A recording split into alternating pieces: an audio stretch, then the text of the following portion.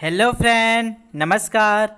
CGPSC hand written notes के YouTube channel में मैं जितेंद्र थवाइट आप सब लोग का बहुत बहुत स्वागत करता हूं। तो हम लोग बात कर रहे थे अपने भारत के प्राचीन इतिहास के बारे में। इसमें हम लोग ने पूरा कर चुका है सिंधु घाटी सभ्यता को। उसको हम लोग ने बहुत डिटेल से पढ़ा। सिंधु घाटी सभ्यता के बाद हम लोग पढ़ेंगे वैदिक काल के बारे में। अगर आप हमारे चैनल पर नए हैं या आपने अभी तक वो वीडियो नहीं देखा है सिंधु घाटी सभ्यता का, तो प्लेलिस्ट में जाइए और वो वीडियो को पूरा देख लीजिए। और नए हैं तो चैनल को सब्सक्राइब कर दीजिए और बेल आइकन को प्रेस कर लीजिए ताकि जैसे ही क्लास अपलोड हो आप लोग को नोटिफिकेशन मिल जाए। तो चलिए स्टार्ट करते हैं वैदिक काल। तो वैदिक काल का अगर समय निर्धारण देखें तो इसको दो काल में विभाजित किया गया है। एक तो ऋग्वैदिक काल और दूसरा उत्तर वैदिक काल। ठीक है, तो जो ऋग्वैदिक काल है उसको कब है 1500 ईसा पूर्व से 1000 ईसा पूर्व, और जो उत्तर वैदिक काल है वो 1000 ईसा पूर्व से 600 ईसा पूर्व। तो इन दो कालों में उसको बांटा गया है। दोस्तों आप लोग को और भी बताना चाहूँगा कि जो हम लोग के CG फॉरेस्ट सर्विस है 2020 का, तो आप लोग को उसका क्लासेस स्टार्ट हो चुका है। तो ज़्यादा से ज़्यादा आप लोग वीडियो को शेयर कर चैनल को सब्सक्राइब कर जुड़ जाइए। उसका नियमित क्लास स्टार्ट हो चुका है। उसका आप लोग का पूरा सिलेबस कराया जाएगा, पेपर 1 पेपर 2 का, और उसका भी नियमित आप लोग को वीडियो मिलते जाएगा। ठीक है, तो आप लोग अपना इसको कंटिन्यू करते हैं। तो आप लोग बात करेंगे ऋग्वैदिक काल के बारे में। तो जो ऋग्वैदिक काल है इसके कुछ पोर्शन को मैंने पहले पढ़ा चुका है। जो हम लोगों ने वेदों के बारे में देखा है उसमें डिटेल में बात कर चुके हैं। तो इसमें हम लोग क्या करेंगे, कुछ फैक्चुअल चीज़ों को लेंगे। तो आप प्लेलिस्ट में जाकर वो वीडियो भी इसके साथ देख लीजिएगा एक बार। ठीक है, तो चलिए स्टार्ट करते हैं अपना ऋग्वैदिक काल। तो वैदिक सभ्यता क्या थी, मूलतः ग्रामीण थी। ऋग्वैदिक समाज का आधार क्या होता था, परिवार होता था।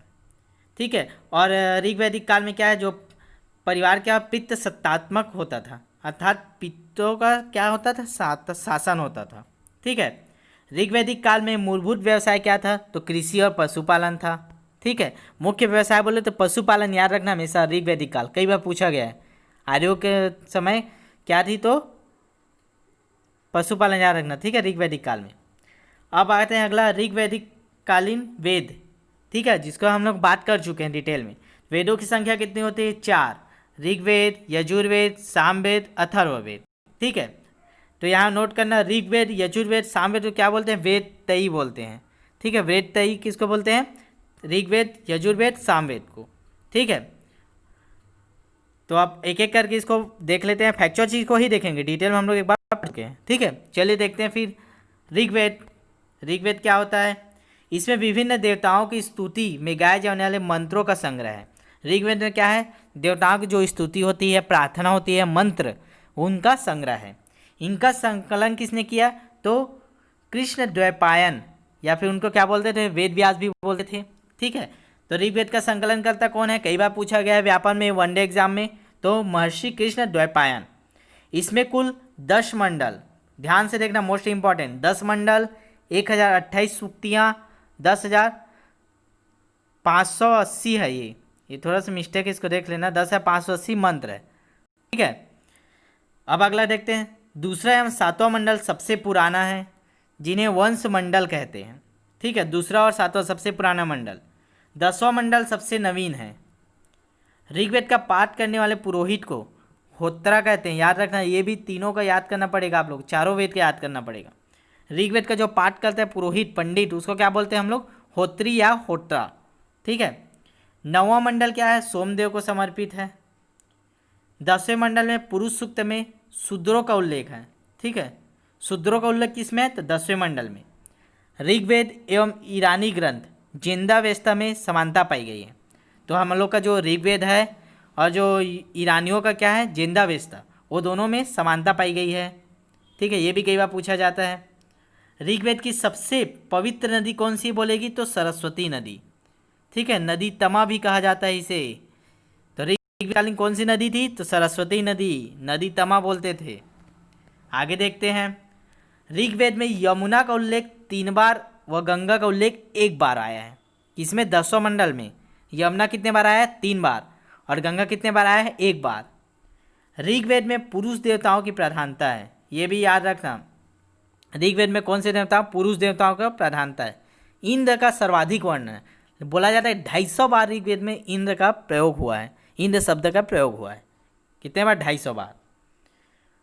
और जो हम लोग एक मंत्र पढ़ते हैं अस्तो माँ सद्गमया, ठीक है, अस्तो माँ सद्गमय, ये किससे लिया गया है? तो ऋग्वेद से लिया गया है, ये याद रखना। अस्तो माँ सद्गमय किससे लिया है? ऋग्वेद से। तो ये हमारा ऋग्वेद कंप्लीट हुआ, ठीक है। आप लोग साथ ही साथ नोट्स बनाते जाइए, एकदम परफेक्ट नोट्स बनेगा आप लोग का, मेंस में भी इसको लिख सकते हो।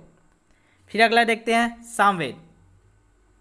यह भारतीय संगीत शास्त्र पर प्राचीनतम ग्रंथ है। मतलब बोले भारतीय संगीत का सबसे प्राचीनतम ग्रंथ बोले तो सामवेद। इसका पाठ करने वाले पुरोहित को क्या बोलते हैं? उद्गाता। क्या बोलते हैं? उद्गाता। ऋग्वेद को क्या बोलते थे? होत्रा या होत्री, ठीक है। सामवेद के प्रथम दृष्टा वेद व्यास के शिष्य जैमिनी को माना जाता है, ठीक है। ठीक है, तो याद रखना सामवेद का प्रथम दृष्टा बोले तो किसको बोला जाता है? जो वेद व्यास के शिष्य थे, जैमिनी। सामवेद से सर्वप्रथम 7 स्वर जो हम लोग पढ़ते हैं, सा रे गा मा पा धा नी सा, ये 7 स्वर किससे आए हैं? तो सामवेद से इसकी जानकारी प्राप्त होती है। सामवेद व अथर्ववेद के कोई अरण्यक नहीं है, याद रखना। अरण्यक क्या होता है इस पर आगे बात करेंगे। तो सामवेद और अथर्ववेद के कोई अरण्यक नहीं है। सामवेद का उपवेद गंधर्व वेद को कहा जाता है, ठीक है। मतलब एक छोटा रूप है गंधर्व वेद, याद रखना। सामवेद का उपवेद बोलेगा तो गंधर्व वेद। ये हम लोग का सामवेद भी कंप्लीट हो गया। अब अगला देखते हैं यजुर्वेद। इसमें क्या होता है? यज्ञों की विधियों, कर्म कांडों पर बल दिया जाता है। यजुर्वेद में क्या दिया जाता है? कि यज्ञ कैसे करना है उसकी विधि, कर्म कांडों का बल दिया जाता है। इसका पाठ करने वाले को क्या बोलते हैं? अधर्यु। याद रखना तीनों का, ठीक है। तो यजुर्वेद के पाठ करने वाले को अधर्यु। इसमें क्या है? 40 मंडल और 2000 मंत्र हैं, ठीक है। इसमें यज्ञ और यज्ञ बलि की विधियों का प्रतिपादन किया गया है। यज्ञ कैसे करना है, पंडितों को इसके बारे में बताया जाता था इसमें। और यज्ञ बलि जो दी जाती थी, पशु बलि, उन सब के बारे में नियम कानून विधि किसमें दिया गया है? यजुर्वेद में। यजुर्वेद में हाथियों के पालने का उल्लेख है, ठीक। यजुर्वेद में उल्लेख किया गया कि उस समय हाथियों को पाला जाता था। यजुर्वेद में सर्वप्रथम राजसूर्य और वाजपेयी यज्ञ का उल्लेख मिलता है। वाजपेयी यज्ञ और राजसूर्य यज्ञ किसमें इसका साक्ष्य मिला बोलेंगे तो किसमें मिलेगा? यजुर्वेद में, याद रखना। तो हम लोग के यजुर्वेद भी कंप्लीट। अब चौथा वेद के बारे में चलते हैं, अथर्ववेद के। तो चलिए जानते हैं अथर्ववेद के बारे में क्या है। इसमें तंत्र मंत्र, जादू टोना, ठीक है, टोटका, भारतीय औषधि विज्ञान संबंधित जानकारी दी गई है। इसकी 2 शाखाएं हैं, अथर्ववेद की 2 शाखाएं, एक सौनक और दूसरा पिपलाद, ठीक है। इसे ब्राह्मवेद भी कहा जाता है, याद रखना। अथर्ववेद को ब्राह्मवेद भी कहा जाता है। इसमें वस्तुशास्त्र का बहुमूल्य ज्ञान उपलब्ध है। तो बोला जाता है कई बार क्वेश्चन में, वस्तुशास्त्र का उल्लेख कौन से वेद में है? तो अथर्ववेद में है। अथर्ववेद का कोई भी अरण्यक नहीं है। ये हम लोग पहले बात किए कि सामवेद और अथर्ववेद का कोई भी अरण्यक नहीं है। आगे देखते हैं, अथर्ववेद के उपनिषद मुंडक और मांडुक्य और प्रश्न हैं, ठीक है। इसके उपनिषद कौन कौन से? मुंडक और मांडुक्य और प्रश्न। अथर्ववेद में कुर्क के राजा परीक्षित का उल्लेख मिलता है। कुर्क के राजा कौन थे? परीक्षित। उसके बारे में किसमें मिला? अथर्ववेद में, जिन्हें मृत्यु लोक का देवता बताया गया है, ठीक है। ऐसा बोला जाता है कि मृत्यु हो जाने के बाद भी फिर वापस आ गए थे, ऐसी कुछ कहानी है। तो इसको बोला जाता है मृत्यु लोक का देवता किसको बोला जाता है? कुर्क के राजा परीक्षित।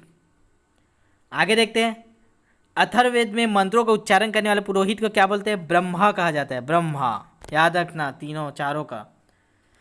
अथर्ववेद में सभा और समिति को प्रजापति की 2 पुत्री कहा गया है। ये भी कई बार पूछा गया है कि प्रजापति की 2 पुत्री किनको कहा गया है? तो सभा और समिति को किसमें कहा गया है? तो अथर्ववेद में, ठीक है। ये चारों वेद हो गया। तो बहुत सारा फैक्चुअल चीज़ है जो आप लोग को कंठा से याद होना चाहिए। इससे प्री में भी क्वेश्चन बनेगा और मेंस में आया तो मेंस में भी लिख सकते हो, ठीक है। तो चलिए अब आगे बढ़ते हैं।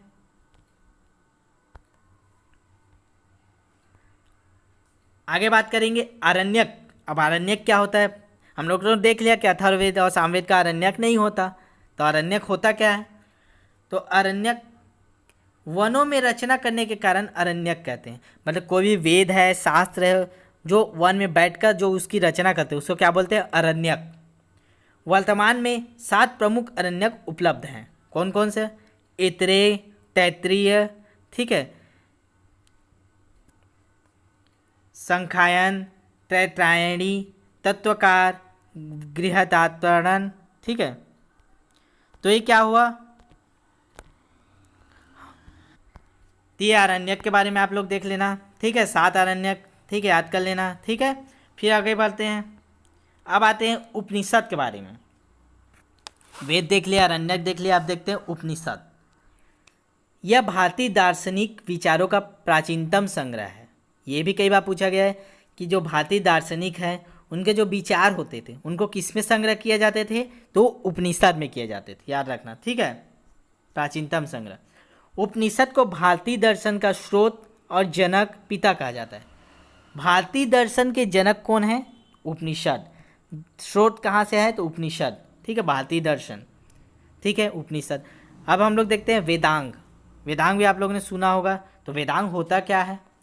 तो वेदांगों की संख्या कितनी है? 6। शिक्षा वेदाई पुरुषों की नाक, ठीक है, इसको क्या शरीर के जो अंगों से कंपेयर किया गया है। नाक क्या है? शिक्षा। मुख क्या है? व्याकरण, मुंह से बोलते हैं तो व्याकरण ही निकलेगा, ठीक है। पैर क्या है? तो छंद वेदाई, ठीक है, छंद। छंद को क्या बोला जाता है? पैर, ठीक है। और क्या होता है? कल्प सूक्त, निरुक्त और ज्योतिष। तो ये 6 क्या है? वेदांगों की संख्या, ठीक है। अब क्या देखते हैं? वेदों से संबंधित ब्राह्मण, ठीक, ब्राह्मण। तो क्या है? ऋग्वेद। ऋग्वेद का क्या है? ऐतरेय, ठीक है, ब्राह्मण ग्रंथ जो बोले थे। ऋग्वेद का क्या है? ऐतरेय। सामवेद का क्या है?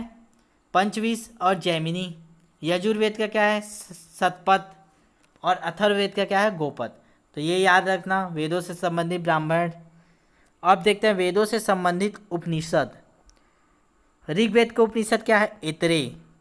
सामवेद का छांदोग्य, यजुर्वेद का बृहदारण्य, अथर्ववेद का मुंडक, ठीक है, ये याद होना चाहिए। ऋग्वेद ऐतरेय, सामवेद छांदोग्य, यजुर्वेद बृहदारण्य, ठीक, अथर्ववेद मुंडक। फिर आगे देखते हैं वेदों से संबंधित अरण्यक। ऋग्वेद का क्या है? ऐतरेय। सामवेद का क्या है? छांदोग्य और जैमिनी। यजुर्वेद का क्या है? बृहदारण्य। अथर्ववेद का बोले थे कोई नहीं पाया जाता, ठीक है। फिर देखते हैं वेदों से संबंधित उपवेद। ऋग्वेद का उपवेद क्या है? यजुर्वेद को बोला, आयुर्वेद बोला, सॉरी। ऋग्वेद का क्या है? आयुर्वेद। सामवेद का गंधर्ववेद, यजुर्वेद का धनुर्वेद, अथर्ववेद का शिल्पवेद।